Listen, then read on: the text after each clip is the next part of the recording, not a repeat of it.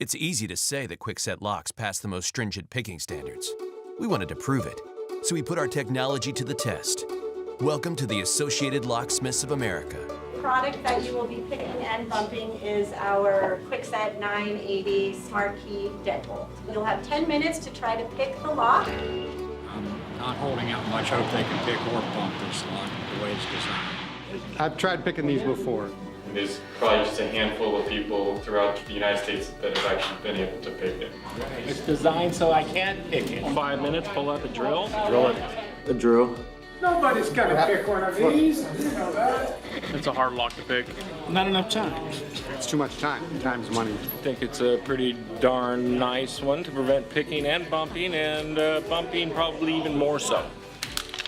Whoa! Broke your screwdriver!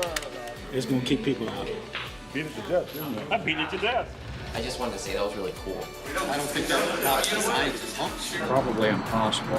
There's just no comparison. This one was tough. That wasn't even close. It's difficult. That's all I can say. Like I said, it's dumb luck when you get one. One guy just gave up on that. That wasn't happening. Nobody picks it.